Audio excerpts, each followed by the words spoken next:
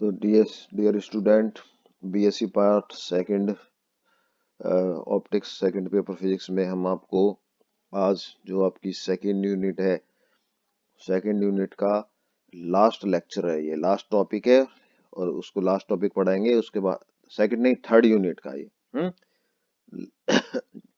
ये क्या है, last topic of third unit. 4 unit है टोटल आपके, तो एक यूनिट बचेगी अब लास्ट।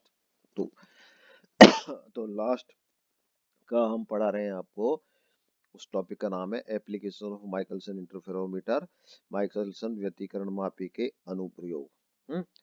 और कल हम डिस्कस कर चुके थे माइकलसन व्यतिकरण मापी के 3 अनुप्रयोग मैंने आपको बताए थे। तो 3 अनुप्रयोग में एक तो लैम्बडा ज्ञात करना, दूसरा डेल्टा लैम्बडा ज्ञात करना, और तीसरा म्यू और टी दोनों में से एक ज्ञात करना। 3 चीज ज्ञात करना, ये 3 इसके अनुप्रयोग है। तो हम पहले आ जाते हैं पहले अनुप्रयोग पर, लैम्बडा ज्ञात करना। लैम्बडा ज्ञात करना, लैम्बडा क्या है? लैम्बडा है प्रकाश की, प्रकाश की और एक वर्णी, कैसा? एक वर्णी प्रकाश स्रोत से उत्सर्जित प्रकाश, एक वर्णी प्रकाश स्रोत से उत्सर्जित प्रकाश है उसकी तरंग लंबाई, की तरंग लंबाई या तरंग दैर्ध्य जो कहते हैं ना, वो ज्ञात करना। तो एक वर्णी प्रकाश स्रोत काम लेते हैं जिससे उत्सर्जित प्रकाश है उससे लैम्बडा निकालना होता है। वो कैसे ज्ञात करते हैं?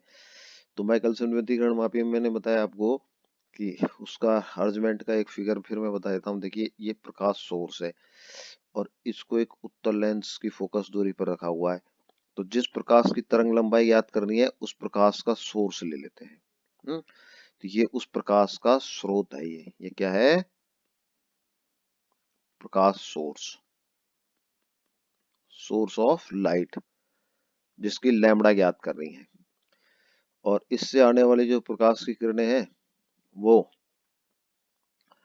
इस तरह से निकलेंगी समानांतर, और उनको हम ये बताया था आपको G1 और G2 प्लेट, ये G1 और ये G2 प्लेट, यहाँ M2 मिरर और इधर M1 मिरर, और ऐसे ये अरेंजमेंट होता है। तो ये M1 मिरर पे ये जो किरणें हैं वो इस तरह जाती हैं,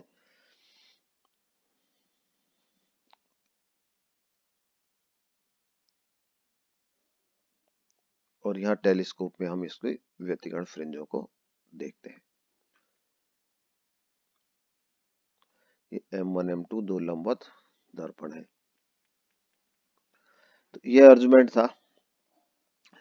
एक तरफ की दूरी D1 होती है ये, और ये दूरी होती है इसकी D2, और D1 माइनस D2 क्या हो गया? पथांतर हो गया। D1 माइनस D2 बराबर पथांतर, दोनों लंबवत किरणों में। तो हम जिस स्रोत की लैम्बडा याद करनी है उस स्रोत को यहाँ रख देते हैं, और वृत्ताकार फ्रिंजों के लिए, कैसी फ्रिंजों के लिए? वृत्ताकार रिंग्स के लिए माइकलसन इंटरफेरोमीटर को सेट किया जाता है।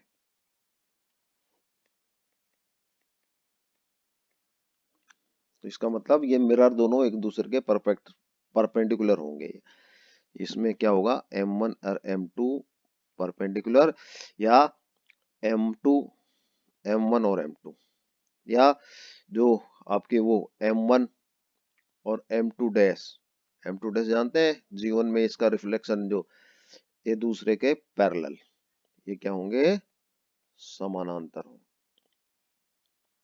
M1 ये हो गया और M2 डैश ये हो गया इसका एयर फिल्म, ये बीच की एयर फिल्म काल्पनिक है, ये इस तरह बन गई। तो इस स्थिति में और ये समानांतर रिंगें सेट की जाती हैं। और समानांतर रिंगों के लिए, वृत्ताकार रिंगों के लिए शर्त क्या है?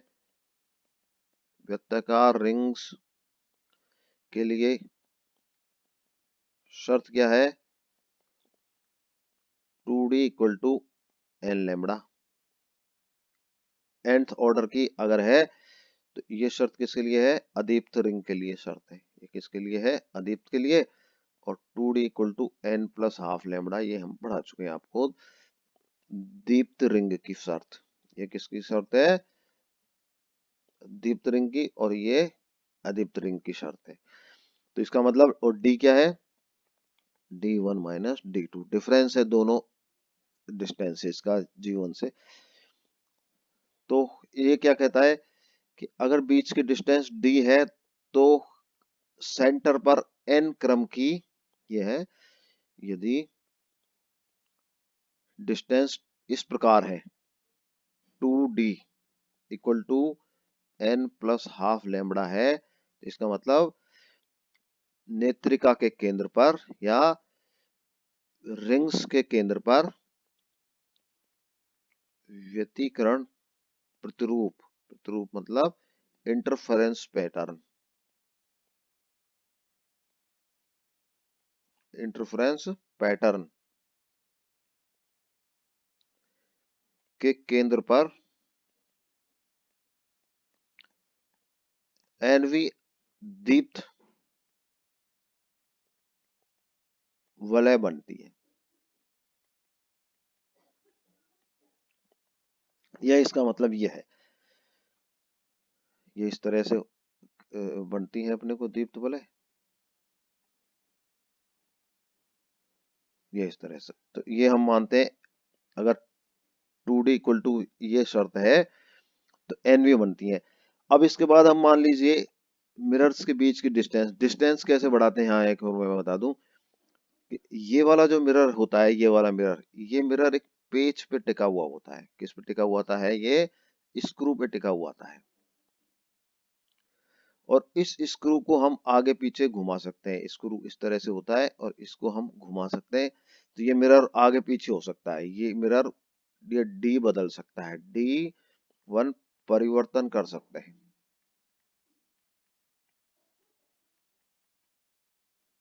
इस पेज को चला करके, इस पेज को चला करके D1 में परिवर्तन कर सकते हैं। तो हम D1 को कम या ज्यादा कर सकते हैं, तो D1 बदल सकते हैं। इसका मतलब D1 माइनस D2, D परिवर्तित की जाती है,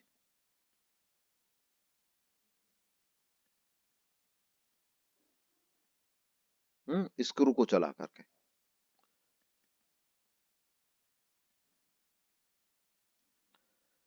तो इस तरह हम परिवर्तन कर सकते हैं। तो हमने D बदलती, मान लिया D1 बढ़ा दिया, बढ़ा दी है, जब हम D1 माइनस D2 को बढ़ा देते हैं, तो अब क्या होता है? सेंटर से क्या होती है, देखिए ये रिंग्स उत्पन्न होती हैं। जैसे D1 D2 को बदलते हैं तो सेंटर से D1 माइनस D2 को बड़ा इंक्रीज करते हैं। यदि D1 माइनस D2 को बढ़ाते हैं, यानी कि D1 को ज्यादा कर देते हैं D2 की तुलना में, डिफरेंस है, उस डिफरेंस को या अंतर को बढ़ाते हैं, तो सेंटर पर रिंगें उत्पन्न होती हैं, वलय उत्पन्न होती हैं। वलय देखिए कैसे उत्पन्न होती है। आपने देखा है कि पानी के अंदर अगर अपन एक कंकर डालें, तो जहां कंकर डलेगा वो तो एक सेंटर बन जाएगा, और उसके चारों तरफ वृत्त उत्पन्न होते हैं ना तरंगों के। तो तरंगे बढ़ते जाते हैं, और तरंगे वृत्तों के रूप में नई नई तरंगे बढ़ती जाती हैं। तो इसी तरह तरंगे उत्पन्न होती हैं और बाहर की तरफ चलती हैं, और बाहर की ओर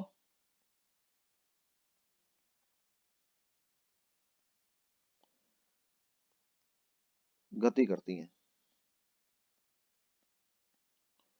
तो हमने थोड़ा सा बढ़ाया तो एक रिंग उत्पन्न हुई, तो उससे क्या होगा कि जो सेंटर पे जो रिंग थी उसका क्रम अब आगे बढ़ करके एक क्रम बढ़ जाएगा। तो अब हम क्या करें,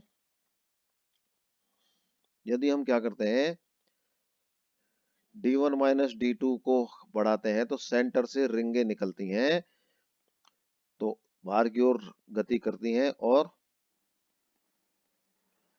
रिंग्स का क्रम बढ़ जाता है।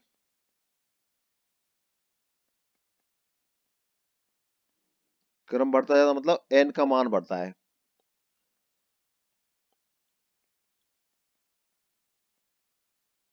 कैसे, देखिए यूं मैं बताऊं, जैसे मान लीजिए सेंटर पे 0 क्रम की रिंग थी ये सेंटर पे, अब ये हमने डिस्टेंस बढ़ाई तो ये रिंग बढ़ करके यहाँ आ गई। जैसे ऐसे होता है ना पानी में तरंगे डलती है, तो ये यहाँ से यहाँ आ गई, तो ये जो 0 थी अब 1 ऑर्डर की हो गई। अब इसमें डिस्टेंस और बढ़ाई तो ये और आगे बढ़ गई और ये यहाँ आ गई और 0 ऑर्डर की यहाँ आ गई, तो ये अब 2 नंबर की हो गई। तो इसका क्रम बढ़ता जाता है, देखिए पहले 0 था, 1 था, अब 3 हो गया, अब 4 हो गया, ऐसे ये क्रम बढ़ता जाता है। तो रिंगे उत्पन्न होती हैं, तो रिंगे उत्पन्न होती हैं या वलय उत्पन्न होती हैं। तो अब यदि मान लीजिए हम x डिस्टेंस बढ़ाते हैं और यदि हम x डिस्टेंस बढ़ाते हैं उसको, तो दूरी D1 माइनस D2 D को बढ़ाकर कितना कर दिया जाए, D प्लस x कर दिया जाए, और हम टेलीस्कोप में देखते रहे कि कितने रिंग उत्पन्न होती हैं। तो सेंटर से n वलय बाहर की ओर उत्पन्न होकर गति करती हैं। तो इसका मतलब क्या है, देखिए पहले तो क्या था 2D बराबर n लैम्बडा था, अब अपन ने क्या कर दिया 2D को D प्लस x कर दिया, थोड़ी डिस्टेंस बढ़ा दी, और ये कितनी बढ़ा दी हमने, ये M1 मिरर है ना, M1 मिरर, इसको हम आगे पीछे चला करके x डिस्टेंस बढ़ा दी हमने। तो अब सेंटर पर n रिंगे वलय उत्पन्न हो गई, तो अब वो कितनी क्रम हो गया उसका n प्लस n लैम्बडा। तो इन दोनों समीकरणों से, ये समीकरण 1 और समीकरण 2 से हम लिख सकते हैं 2x बराबर n लैम्बडा, 2x बराबर n लैम्बडा और लैम्बडा बराबर 2x अपॉन n। तो ये तो फॉर्मूला हो गया। तो अब इस फॉर्मूले से क्या करेंगे हम, लैम्बडा की वैल्यू आराम से निकाल सकेंगे। तो हमको क्या करना है, देखिए दोनों के बीच, मिरर्स के बीच की डिस्टेंस को x बढ़ाना है, इस मिरर को इधर उधर M1 मिरर को पेज पर x दूरी से चलाना है, और नेत्रिका को देखते रहना है कि सेंटर से कितनी रिंगे उत्पन्न होकर बाहर की ओर निकलती हैं, तो उनको काउंट करना है, वो n है, और डिस्टेंस जो डिफरेंस बदला है वो x है, तो लैम्बडा का मान 2x अपॉन n हो गया है। तो इस तरह से हम निकाल सकते हैं। और अगर अपन डिस्टेंस को कम करें तो क्या होगा कि रिंग्स है वो, उनका क्रम कम हो जाता है। अब रिंग श्रिंक होती है, श्रिंक मतलब पहले जो मान लीजिए तीसरे ऑर्डर की थी, डिस्टेंस कम करने पे तीसरे की जाकर के दूसरे की हो जाएगी और दूसरे की जाके 1 हो जाएगी, तो सेंटर पर रिंग्स खत्म होती हैं, श्रिंक होती है, सिकुड़ करके सेंटर में खत्म हो जाती हैं। अगर डिस्टेंस को कम किया जाए, डिस्टेंस को बढ़ाया जाए, तो सेंटर से बढ़ करके क्रम बढ़ता जाता है। खैर अब ये एक वो हो गया। अब मैं दूसरी एप्लीकेशन बताता हूँ, सेकंड नंबर की एप्लीकेशन, डेल्टा लैम्बडा ज्ञात करना। क्या ज्ञात करना, डेल्टा लैम्बडा ज्ञात करना। तो डेल्टा लैम्बडा का मतलब, पहले मैंने आपको बताया कि जैसे सोडियम प्रकाश है, सोडियम प्रकाश में अगर सोर्स में देखें तो 2 एंगस्ट्रॉम निकलती हैं, 5890 एंगस्ट्रॉम यूनिट और 5896। एंगस्ट्रॉम। तो ये लैम्बडा 1 मान लेते हैं, इसको इसको लैम्बडा 2 मान लेते हैं, तो डेल्टा लैम्बडा कितना हो गया, 6 एंगस्ट्रॉम। तो ऐसे हम दो ऐसा सोर्स जिसमें लगभग समान दो तरंगे उत्पन्न करता है, उत्सर्जित करता है, उनके बीच के अंतर को निकालते हैं माइकलसन इंटरफेरोमीटर से। तो ऐसे बहुत सारे प्रकाश सोर्स होते हैं, सोडियम प्रकाश का तो मैंने उदाहरण लिया है। तो अब हम क्या करते हैं कि माइकलसन इंटरफेरोमीटर में सोर्स की जगह प्रकाश सोर्स की जगह जिसमें लैम्बडा 1 और लैम्बडा 2 तरंगे उत्सर्जित होती हैं,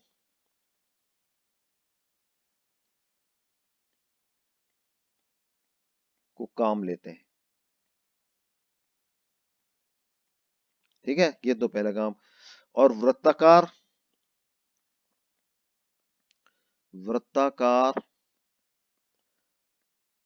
वलय के लिए माइकलसन इंटरफेरोमीटर को सेट करते हैं।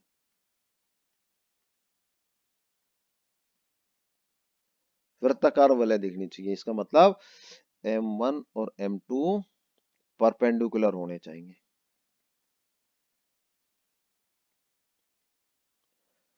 तो इन दोनों से बिल्कुल परपेंडिकुलर कर देते हैं, तो हमको फिर एक बार वृत्ताकार देंगे देंगे। अब इस प्रतिरूप में व्यतिकरण प्रतिरूप है, थोड़ा विशिष्ट प्रकार का होता है। विशिष्ट प्रकार का ऐसा क्या होता है, लैम्बडा 1 और लैम्बडा 2 तरंगे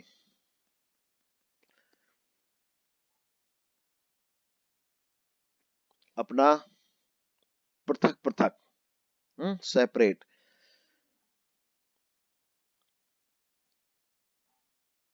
सेपरेट इंटरफ्रेंस पैटर्न,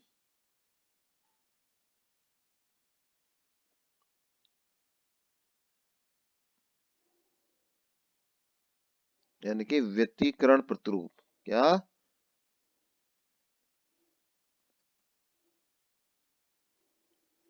बनाती हैं। यानी कि व्यतिकरण प्रतिरूप का मतलब जो रिंग्स बनेंगी लैम्बडा 1 की अलग बनेंगी, लैम्बडा 2 का व्यतिकरण प्रतिरूप अलग बनेगा। इस तरह से एक लैम्बडा 1 का बनेगा और दूसरा लैम्बडा 2 का बनेगा। ऐसे ही एक लैम्बडा 1 का हो जाएगा, एक दूसरा लैम्बडा 2 का। अब एक में देखिए क्या है, एक पोजीशन में हम जब टेलीस्कोप पे देखेंगे तो हमको एक बार तो व्यतिकरण प्रतिरूप क्या होगा कि बड़ा सुस्पष्ट दिखाई देगा। यदि व्यतिकरण प्रतिरूप इंटरफ्रेंस पैटर्न चमकीला सुस्पष्ट है, सुस्पष्ट का मतलब चमकदार, काली चमकदार चमकीली रेखाएं दिखती हैं, सुस्पष्ट है, तो इसका मतलब क्या है, इसका अर्थ क्या है, लैम्बडा 1 का प्रतिरूप पैटर्न, लैम्बडा 1 का पैटर्न और लैम्बडा 2 का पैटर्न कंसाइड कर रहे हैं। कंसाइड मतलब क्या है, लैम्बडा 1 से जहां काली बन रही है वहां पर लैम्बडा 2 से भी काली या अदीप्त वलय बन रही है, जहां लैम्बडा 1 से चमकीली बन रही है वहां लैम्बडा 2 से भी चमकीली बन रही है। तो इस तरह से ये पैटर्न कंसाइड करते हैं। तो ऐसा तो हो गया सुस्पष्ट व्यतिकरण प्रतिरूप। और यदि व्यतिकरण प्रतिरूप अस्पष्ट है,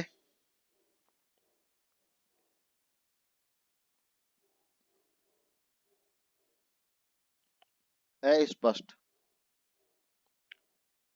है, एक तो क्लियरली डिफाइंड और ये साफ साफ नहीं दिखता है, अनरिजॉल्व है, ये रिजॉल्व है, इसका मतलब ये तो है रिजॉल्व और ये अनरिजॉल्व।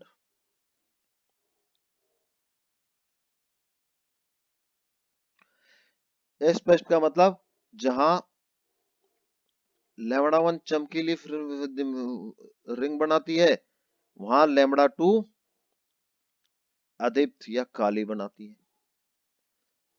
है, या उसका उल्टा,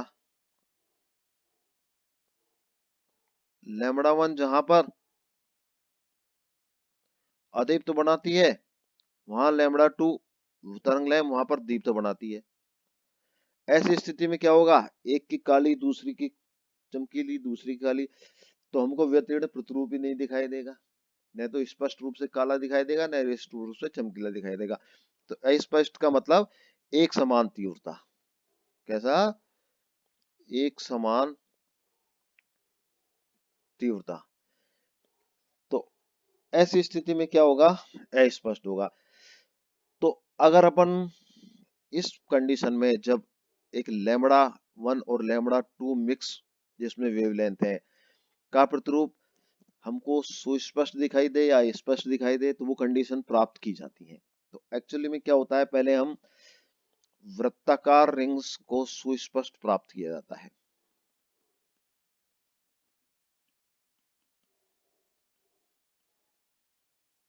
सुस्पष्ट वेल डिफाइंड प्राप्त किया जाता है, ये सुस्पष्ट प्राप्त किया जाता है। तो इसका मतलब एक का प्रतिरूप लैम्बडा वन का लैम्बडा टू से कंसाइड कर रहा है। उसके बाद क्या कैसे प्राप्त करते हैं, देखिए ये सब हम D1 और D2, D1 और D2 के बीच की बदल करके, डिस्टेंस बदल कर, D1 तो आप जानते हैं ना, ये M1 दर्पण ये जो M1 दर्पण है M1, इस M1 दर्पण को ऊपर नीचे चला करके करते हैं। M1 दर्पण को पेच है यहाँ पर, पेच से ऊपर नीचे चला करके करते हैं, तो ये D बदल जाता है, इससे इससे क्या बदल जाता है, D1 बदलता है या D1 माइनस D2 बदलता है। D2 फिक्स है, D2 क्या है, फिक्स है। तो हम इस तरह क्या करते हैं, एक बार सुस्पष्ट करते हैं, फिर उसके बाद M1 को चलाते हैं।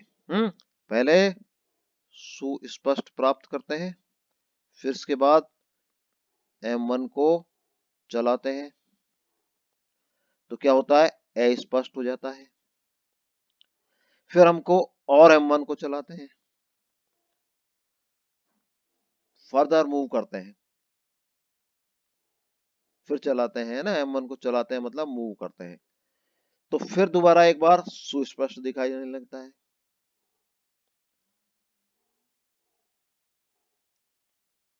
तो इसका मतलब सुस्पष्ट फिर अस्पष्ट फिर सुस्पष्ट, तो ये कंडीशंस को लाते हैं। तो हम ये मानते हैं कि मान लो शुरू में प्रारंभ में माना अदीप्त दीप्त वलय बन रही हैं, तो 2D इक्वल टू मान लेते हैं एक लैम्बडा वन से जो वो बन रही है N1 plus half lambda one, ये किसके लिए है, केंद्र पर लैम्बडा वन तरंग N1 क्रम का दीप्त बिंदु बनाती है, दीप्त बनाती है या दीप्त वलय बनाती है छोटी वाली, और 2D equal to N2 plus half lambda two. इसका मतलब केंद्र पर लैम्बडा टू तरंग N2 क्रम का दीप्त बिंदु बनाती है। तो ये प्रारंभ में स्पष्ट पोजीशन है, ये प्रारंभ की स्पष्ट पोजीशन है। इसके बाद जब हम फिर अस्पष्ट करके फिर दोबारा सुस्पष्ट बनाते हैं, तो हम कहते हैं कि जो 2x डिस्टेंस चलाते हैं, मान लीजिए हम d डिस्टेंस को d से d प्लस x कर देते हैं और फिर सुस्पष्ट मिलता है, तो इसका मतलब एक से n ऑर्डर चेंज होते हैं, तो दूसरे से इस स्थिति में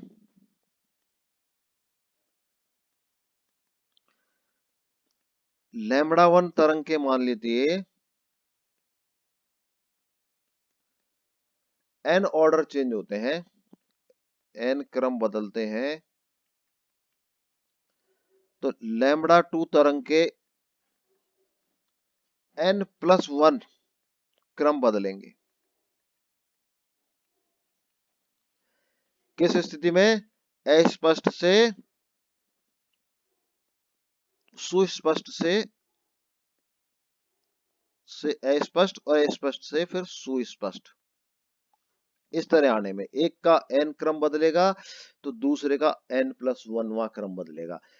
तो इसका मतलब जो डिस्टेंस 2x बराबर कितनी हो जाएगी? एक का तो n लैम्बडा 1 और ये बराबर दूसरे का n+1 लैम्बडा 2। ठीक है, तो अब इससे हम क्या कर सकते हैं? n को एलिमिनेट कर सकते हैं। इससे हम क्या कर सकते हैं? n को एलिमिनेट कर देते हैं। तो n बराबर क्या हो गया? एक तो 2x अपॉन लैम्बडा 1 और दूसरे से n बराबर क्या हो गया? 2x अपॉन लैम्बडा 2 बराबर n+1। तो इससे n बराबर क्या हो गया? 2x upon lambda 2 minus 1। तो ये n दोनों में बराबर कर दिए हमने एलिमिनेट करने के लिए, और ये बराबर कर देते हैं 2x अपॉन लैम्बडा 1 बराबर 2x अपॉन लैम्बडा 2 माइनस 1। तो हम इसको थोड़ा मैथमेटिक्स कर लेते हैं। 1 बराबर 2x upon lambda 2 minus 2x upon lambda 1, 2x common, lambda 1 minus lambda 2 upon lambda 1 lambda 2।